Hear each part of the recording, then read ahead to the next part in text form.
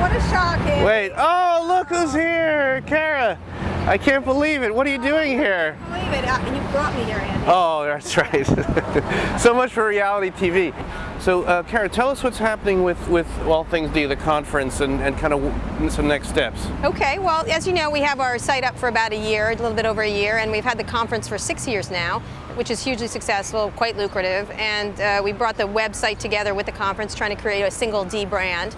And so we're going to just expand. We're going to get more writers on the site, obviously. We've been doing very well with our traffic. It's gone up a lot, especially the last month or so with iPhone, the Yahoo coverage, all sorts of things we're doing that's kind of unique to the web and to news. And we're obviously going to expand the conference. So very soon we'll probably be doing a European conference first, EuroD.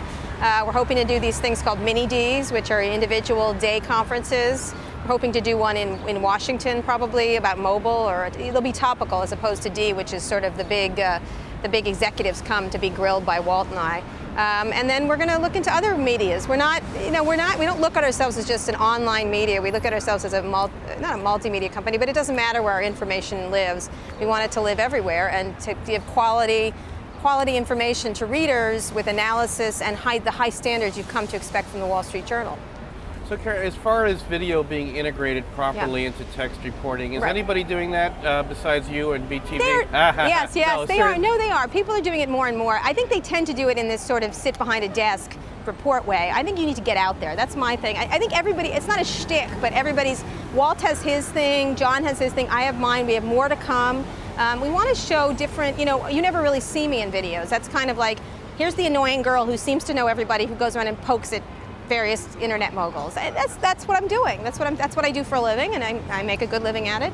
And I think that's important. You try to do. There's all kinds of ways you can do it, and you've got to start thinking beyond the box of what a video is. Because again, I think people want to be there, and they don't have to be beautifully rendered. They don't have to be expertly edited. They need to just be informative and good. And over time, it will evolve. But I think it's just the beginning of helping people do journalism in new ways.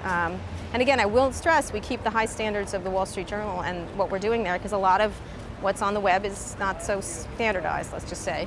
Yeah. So you've been doing some enterprising reporting I lately have. I'm about the Scoopmeister, yes, Scoopmeister. indeed. Yeah. So I can't keep up with but you had a big one and about you never Rafat. will. You oh never my will, God! Andy. Yeah, we got to keep score. And no, but the big thing with paid content was awesome, and I know you've been reporting about conversations about TechCrunch. And what are the opportunities for these upstarts, including you guys theoretically. Well, theoretically, to create, but let's leave you off the table maybe for a minute. Well, you have to. We're owned by Dow Jones. Oh, so you're not in play, right? We're not in play, but I'll put ourselves in play. We're worth $53 billion. There you go. Microsoft can buy us at any moment, no problem. But with Rafat and with Arrington and with others, what are the opportunities to create value now, sort of from the ground up in terms of media brands? Well, how does that work? Look at Rafat, who I think has done a great job. I think he took really good standardized reporting and he created a kind of media. He doesn't use a lot of video, in fact, very little, where he's going to give information about the digital media world that a lot of regular media was kind of ignoring. And so he filled a hole that was really important to people. At the same time, he used high standards. He did a lot of linking. He did all sorts of things that were critically important.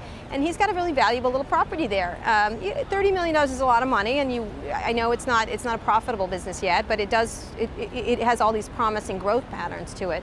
And I think he's sort of creating the new forms of journalism. Now, just like other forms of journalism, someone's going to have to.